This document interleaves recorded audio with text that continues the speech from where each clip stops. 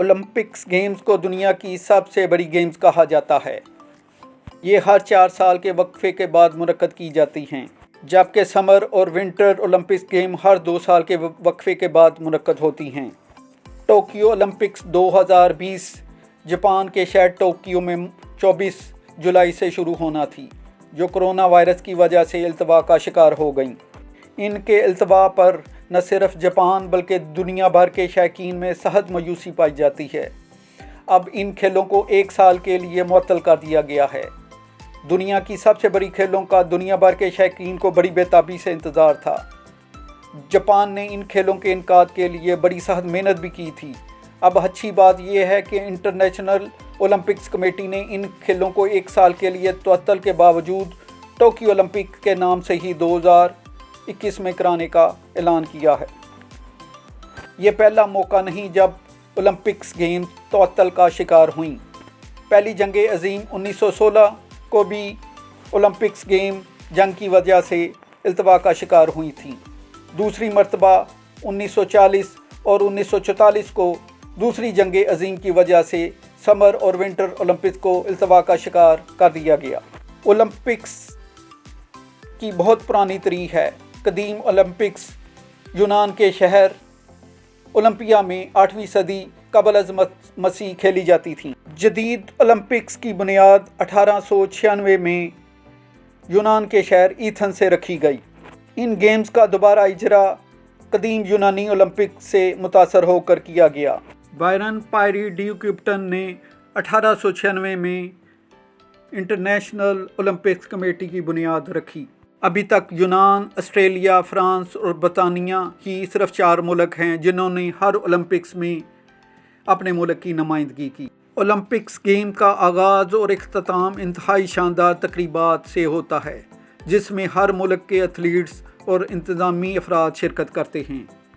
1896 में दुनिया के पहले ओलंपिक्स गेम में 14 ममालिक के 241 खिलाड़ियों ने शिरकत की थी। समर ओलंपिक्स के मुकाबले में विंटर ओलंपिक्स का दायरा बहुत थोड़ा है। 2014 के सूची विंटर ओलंपिक्स में 88 ममालिक के 2873 खिलाड़ियों ने 98 इवेंट्स में शिरकत की थी। इसके मुकाबले में समर ओलंपिक्स 2012 लंदन में 204 ममालिक के 10,500 एथलीट ने शिरकत की थी। माजी के ओलंपिक्स मुकाबलों में खेलों के अखराजात का तखमीना बहुत थोड़ा होता था। माजी में कराई जाने वाली ओलंपिक्स गेम्स के दायरे कार का अहाता किया जाए तो 1960 के ओलंपिक्स गेम में अखराजात का तखमीना 5.2 बिलियन जबकि विंटर ओलंपिक का 3.1 बिलियन था।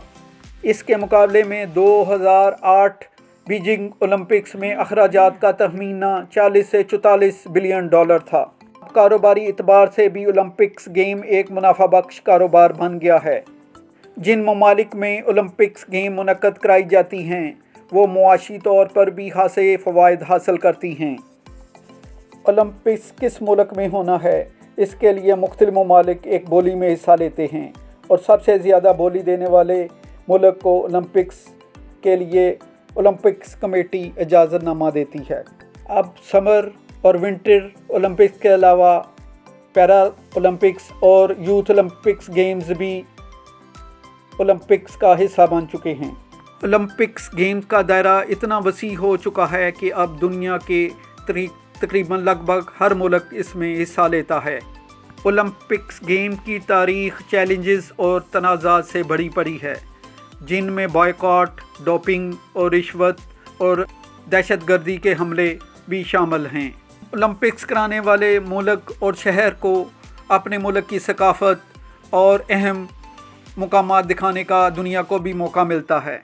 जदीद ओलंपिक की तारीख़ का जायज़ा लिया जाए तो अमेरिका एक ऐसा मुल्क है जिसने अब तक सबसे ज़्यादा मेडल जीते हैं। ओलंपिक्स जीतने वाले खिलाड़ियों को बिलतरतीब गोल्ड, सिल्वर और ब्राउन मेडल से नवाजा जाता है। टोक्यो ओलंपिक्स 2020 के लिए दुनिया भर के तमाम ममालिक के खिलाड़ियों ने ज़बरदस्त तैयारी की थी। इन खेलों के अल्तवा से इन्हें सख्त मायूसी हुई है।